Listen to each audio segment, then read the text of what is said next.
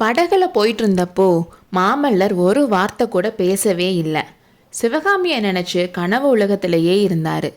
வாதாபியோட அரக்கர் படையை அழிச்சு வெற்றி பெற்றதுக்கப்புறம் காஞ்சியில் அவரும் சிவகாமியும் வாழ போகிற வாழ்க்கையை நினச்சி கனவு கண்டுட்டு இருந்தார்.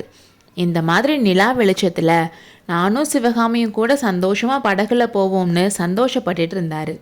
படகு தடால்னு கரையில் மோதி நின்னதும் தான் மாமல்லர் கனவு உலகத்திலிருந்து வெளியில் வந்தார். கரையில் கொஞ்ச தூரத்தில் பறந்துட்டு இருந்த ரிஷபகுடியும் அங்கே நின்றுட்டு இருந்த பல்லவர் படையும் அப்போ தான் பார்த்தாரு. அவரோட இருந்த முக்காவாசி பேர் அங்கே இருந்ததை பார்த்ததும் அவர் குதூகலம் ஆயிட்டாரு. சட்டுன்னு அவருக்கு கண்ணபிரான் ஞாபகம் வந்துச்சு. படகுல இருந்து கீழே இறங்குறப்பவே, தளபதி கண்ணபிரானிங்க, அவன் உங்களோட வரலன்னு சொல்லலையான்னு கேட்டுட்டே இறங்கினாரு. சொல்லாமல் இருப்பானா? அவனும் வரேன்னு சொல்லி அடம் பிடிச்சான். நான் தான் அங்கேயே இருந்து குதிரைகளுக்கு சாப்பாடு கொடுத்து கவனிச்சுக்கோன்னு சொன்னேன். 100 கிலோமீட்டர் ஒரே மூச்சில் நம்ம போகணும்லன்னு பரஞ்சோதி சொன்னார். எல்லாரும் பல்லவகுமாரர் வாழ்க, வீர மாமல்லர் வாழ்கன்னு கோஷம் போட்டாங்க. அப்போ ஒரு வீரன் மட்டும் முன்னாடி வந்தான். வரதுங்கா, என்ன செய்தின்னு பரஞ்சோதி கேட்டாரு. நீங்கள் இங்கே இருந்து போன கொஞ்ச நேரத்துக்கெல்லாம் 2 வீரர்கள் குதிரையில் இங்கே வந்தாங்க. அவங்க வந்து ரதத்தோட கண்ணபிரானையும் 10 வீரர்களையும் கூட்டிட்டு போனாங்கன்னு சொன்னான். என்ன, கண்ணபிரானை கூட்டிட்டு போனாங்களான்னு பரஞ்சோதி பரபரப்பாக கேட்டாரு. ஆமா தளபதி, அவசர காரியமாக காஞ்சிக்கு போகணும்னு சொன்னாங்கன்னு சொன்னான்.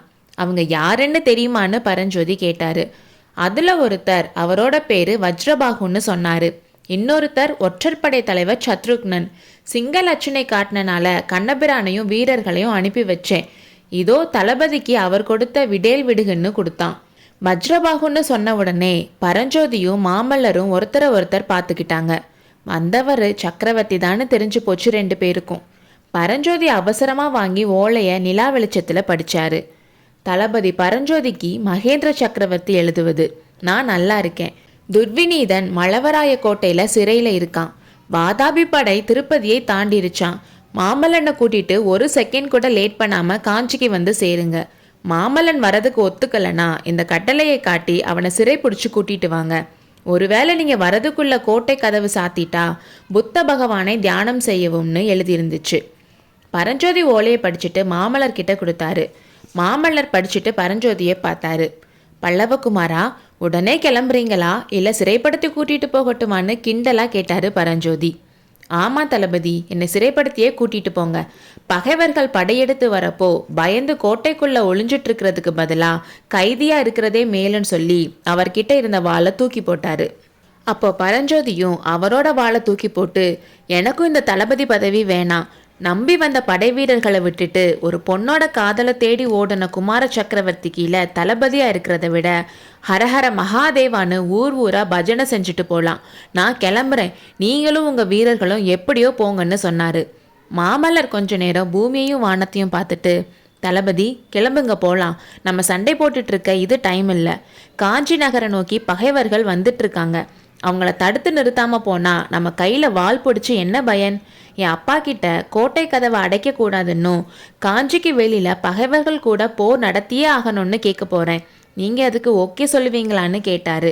பரஞ்சோதி 1 செகண்ட் யோசிச்சுட்டு, பிரபு, மகேந்திர பல்லவர் உங்களோட அப்பா. அவர்கிட்ட உரிமையோட சண்டை போட்டு நீங்கள் எதுனாலும் கேட்கலாம். ஆனால் மகேந்திர பல்லவர் என்னோட அப்பா, சக்கரவர்த்தி, சேனாதிபதி மட்டும் இல்லை. அவரே என்னோட கடவுள். அவருக்கு எது விருப்பமோ அதான் என்னோட விருப்பமும். அதுக்கு மாறா என்னால் எதுவும் சொல்லவும் முடியாது, செய்யவும் முடியாது. ஆனால் நீங்கள் உங்கள் அப்பா கிட்ட அனுமதி வாங்கி பகைவர்களோட போரிட போனால் உங்களுக்கு ஒரு அடி முன்னால் நான் இருப்பேன். என் உடம்புல உயிர் இருக்கிற வரை இந்த வாக்கை மீற மாட்டேன்னு சொன்னார். நண்பர்கள் 2 பேரும் ரெடியாக நின்றுட்டு இருந்த குதிரைகள் மேலே ஏறி கல்வியில் கரையில்லாத காஞ்சி மாநகரை நோக்கி விரைந்தார்கள். அடுத்த அத்தியாயத்தில் சந்திப்போம்.